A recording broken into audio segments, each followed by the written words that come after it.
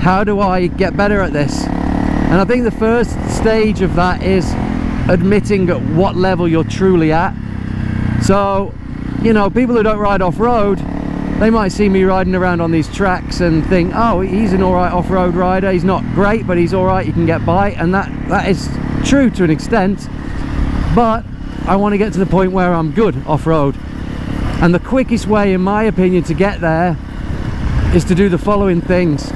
The first one is so obvious, but it's get out and ride more. Every time I get on this bike, if I haven't rode it for a week, I feel like it's 2 steps forward, 1 step back. Do you know what I mean? It's like I'm not familiar with it, particularly if I've been riding other bikes. What ends up happening is I spend at least the first half an hour just starting to feel comfortable with the bike again. Dodge those butterflies. And just try to remember all the stuff that I was doing the last time I was out on the bike. I think if you're riding the bike less than once or twice a week, you're really going to slow down your learning curve.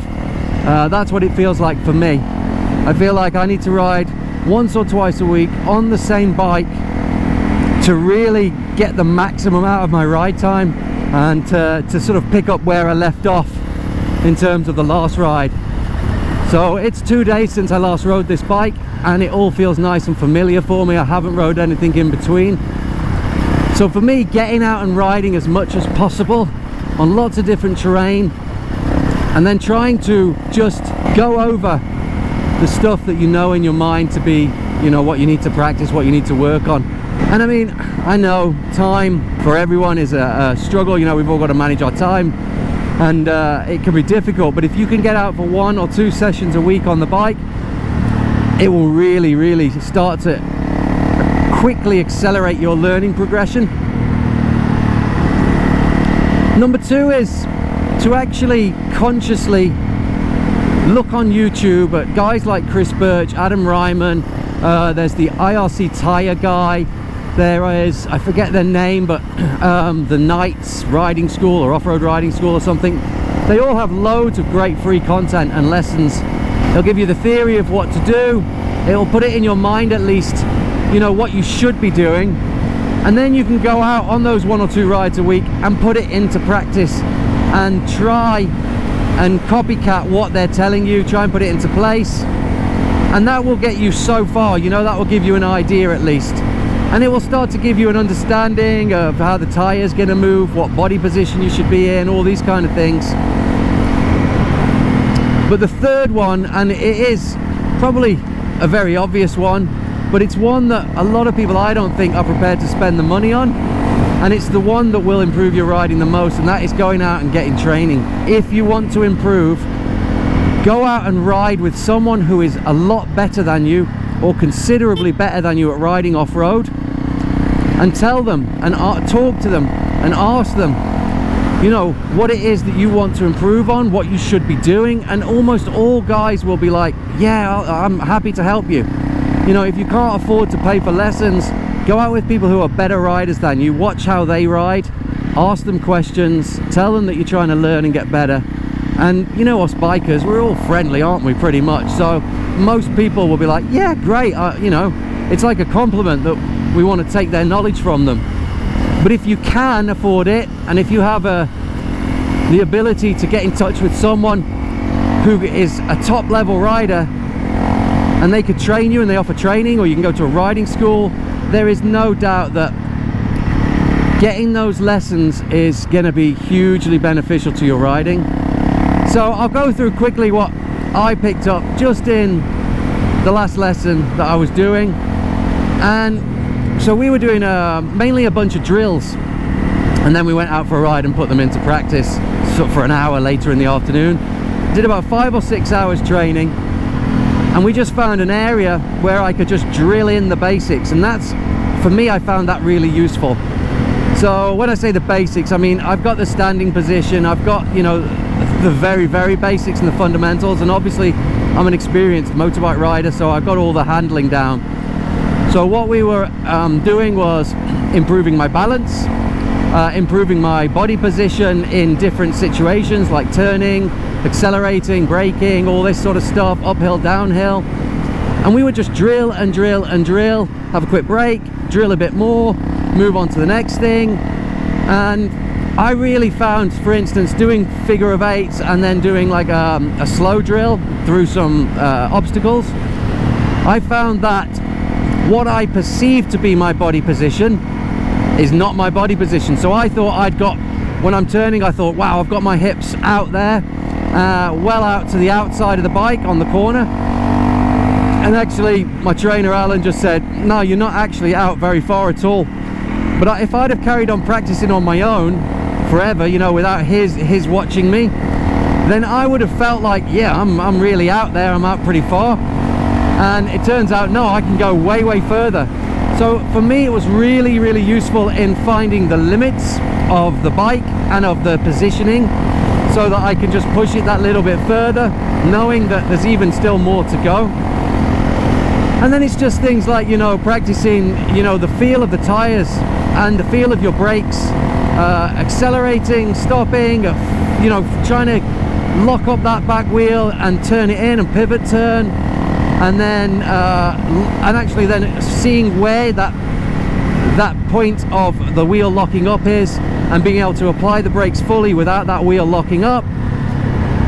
And then for me, I'll just throw this out there, I've had a mental block on wheelies for a long time. Ever since I was 16, I had a little DT50, Yamaha DT50 bike, and I was messing around with it on the top field of my high school at the weekend, and I basically whiskey throttled it and slid off the back, and I can't remember whether I ran alongside it and put it back down or whether I dropped it. I think I saved it, but whatever. And ever since then I've thought, bloody hell, I just don't like that feeling. I didn't like that feeling, and I've never really thought of using wheelies in an actual useful way off-road, because I've never rode off-road.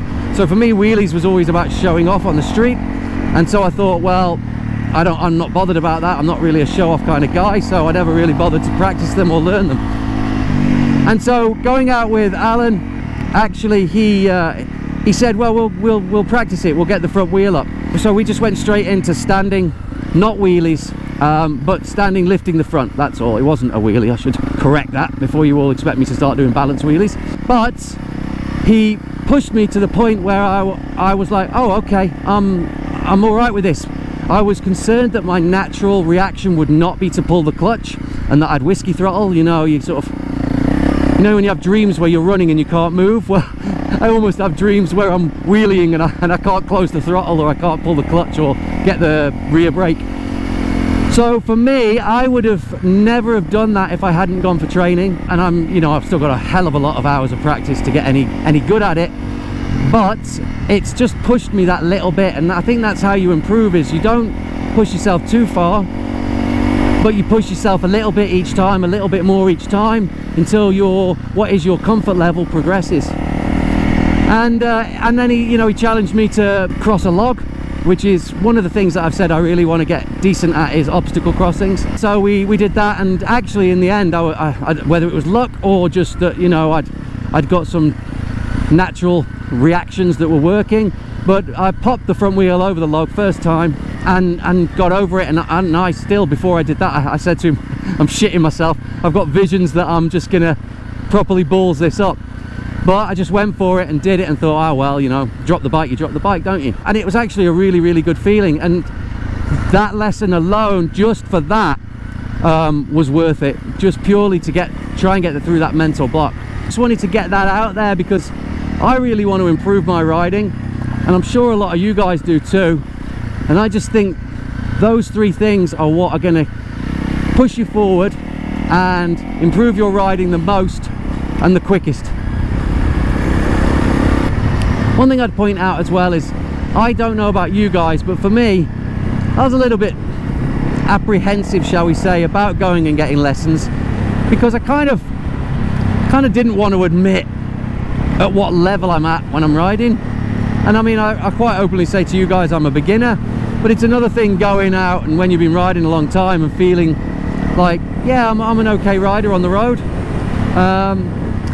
Going out and admitting to someone else that actually, I'm starting from scratch again almost, you know. But I think that's a much better attitude to have than to sort of say to yourself that you're an intermediate level rider, or, you know, skilled or whatever, when you're really not. You know, if you don't admit what level you're at, how are you going to learn? Yeah, baby, that's the one.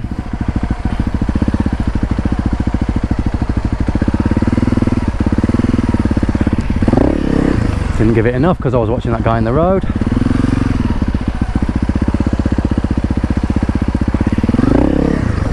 Didn't give it enough of a stomp. Yeah, but body position was wrong. My hamstring is fucking sore. Trying to pull the bike up. Yeah, that's better. Lean back. We'll go over that log. Put a bit of like initiative on it that I've got to stomp at a certain point. Okay, set up. Clutch is nice. Relax the hands. Come down for the position. Yeah, baby. Much better when I got to focus. Okay, same again. Position's nice, attack position. Too late on that one. Let's get another good one in.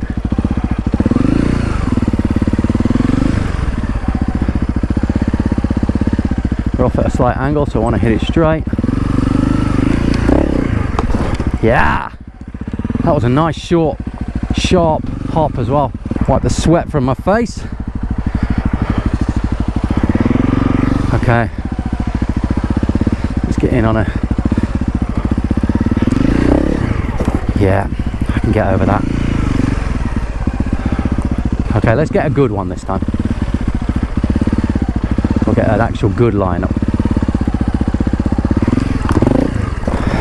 Fine.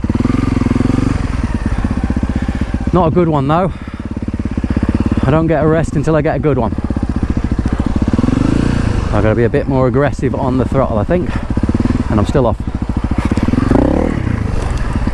That was, I was almost attempting to do a double blip with the way I hit the front on that then. Okay, this one's the one. Bit more speed. We're coming at it diagonal a bit. Okay, I'm too close. I'm initiating too close, I think. This birch says it's uncomfortably close, but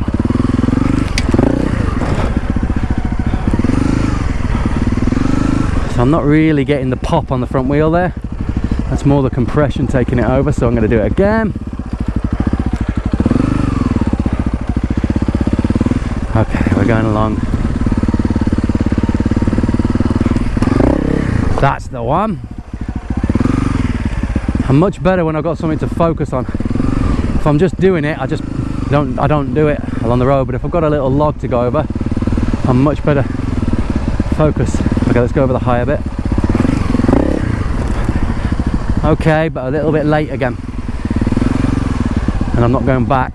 It's just all these little things I've constantly got to remind myself of. So we'll go over the higher bit again. Feet ready for a stomp. That's so easy to get over that I'd hardly have to put any effort in. Not good enough. Again. I want to consistently get over that with a decent wheel lift. So we're here. That's better. I feel it hit the back tyre. Yes. You can tell when it feels right. Right, I'm gonna have one more round and I need a break because my arms are getting tired. But I'd have never done this if I hadn't done the training, because I wouldn't have had the confidence to be honest, because I'd have thought, oh, I mean, it's not a big log obviously, but still.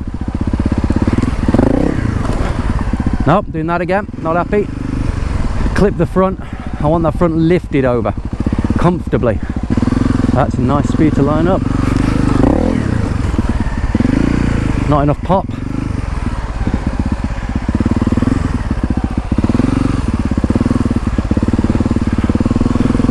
So I'm sweating my arse off, and I'm already quite tired from doing these wheelies or popping the wheel. But yeah, I got it, but without the proper jump. I need to stomp more. But this is how you get better. Push yourself a little bit, keep going. I know loads of people will see this log and say, oh, it's a bloody twig, but it's giving me something to focus on, that's the point. That was easy. Okay, quick break. But that's the kind of practice you've got to be putting in regularly to get better, right? Whew. I mean, I'm out of breath doing that. I'm not particularly fit at the moment, but still. It's whether you're prepared to put in the hard miles, do this boring training. Well, I don't find it boring, but repetitive training until it becomes muscle memory. I mean, that's how anyone gets good at anything, right? What do they say? 10,000 hours of practice? I got about 9,900 to go. Okay. We'll just go up to this one casually and we're off. Yeah, not bad. I want to do one more. I was going to go, but I want to do two more, sorry. Two more and I want them to be okay. I'm a stubborn little bastard, aren't I? That one was easy, but not a good pop. This one's going to be a good pop. I bet this vlog looks tiny on YouTube. But that's the one, and we can go off and be happy with ourselves. That's what I wanted.